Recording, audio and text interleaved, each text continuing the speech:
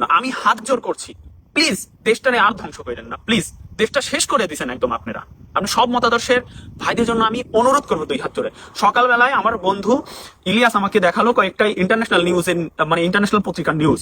কল্পনা সকালবেলায় আমি বলছে, ভাই তোর দেশের কি অবস্থা এই দেখ। তো ইন্টারন্যাশনালি সিরিয়াসলি বলতেছি, আমাদের ভাবমূর্তি কই যাইতেছে কোনো কল্পনা করতে পারবেন না। সব জায়গায় রেড অ্যালার্ট জারি হইতেছে। আমাদের ইউএসএ ভিসা দেয় না, ইউকে ভিসা দেয় না, যেখানে আমাদের 100% ভিসার ইস্যু ছিল ইউকেতে। ইউরোপ গুলো এখন ভিসা দিতে চাচ্ছে না। 1000 জন অ্যাপ্লাই করলে 5 জন পায়, আমি গ্যারান্টি। আমার স্কুলের এখানে আমি 5 জনের জন্য আমার 5টা স্টুডেন্ট, 5টা ভাইদের জন্য আমি অ্যাপ্লাই করে করছিলাম। আজকে সকালবেলায় আমার ইনস্ট্রাক্টর এসে জিজ্ঞেস করলো, হোয়াট ইজ দিস ফারাবি। মানে ও জানতে চাইলো এটা নিয়ে অনেক, মানে পাকিস্তানিদের যেমন আমার স্কুল আর কি ভিসা দেয় না এখানে, তো ওই টাইপের আর কি ওটা নেগেটিভ মাইন্ড নিয়ে আমাকে জিজ্ঞেস করতে চাইলো। আমি ট্রাই করলাম রিকভারি করার। তো আমি হাত জোর করে রিকোয়েস্ট করবো, ভাই নিজের লাইফ নিজে আপনারা ডিস্ট্রয় করে দিচ্ছেন, নিজের লাইফ নিজে শেষ করে দিচ্ছেন। প্লিজ এই কাজ করেন না, প্লিজ। আমার দেশ আর শেষ করেন না। আপনি জানেন আমাদের ইকোনমির কি অবস্থা এখন। ঠিক পাকিস্তানিরা যে আচরণ করে আপনারা তাই করেন।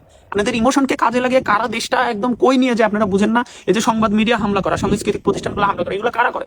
এগুলো পাকিস্তানি হয়, এগুলো আফগানিস্তানি হয় ভাই, এগুলো অন্যান্য দেশে হয় যাদের রেপুটেশন খুব খারাপ। আমরা এখন সেটা করতেছি। আপনারা কিছু বাজে ইনফ্লুয়েন্সার যারা নিজেদের স্বার্থ, নিজেদের অর্থনৈতিক ডেভেলপমেন্টের জন্য তাদেরকে নিয়ে আপনারা তাদের কথা এগুলো করে বেড়ান ভাই। আলটিমেটলি দেশের কি লাভ? দেশ অনিরাপদ, দেশ শেষ, দেশের অর্থনৈতিক শেষ। দেশে আপনার কেরিয়ারের কথা চিন্তা করেন। আপনি আপনার নিজের দেশে যে কর্মসংস্থানগুলো ছিল সব ডিস্ট্রয় করে দিচ্ছেন, নতুন করে 30 লাখ আরো বেকার তৈরি করছেন। ইভেন আপনি বিদেশে যাওয়ার যে একটা সুযোগ ছিল আপনি, সেগুলো আপনি শেষ করে দিচ্ছেন। জেনজি কোন দিন হুঁশ ফিরবে? নিজের স্বার্থটা বুঝো তো।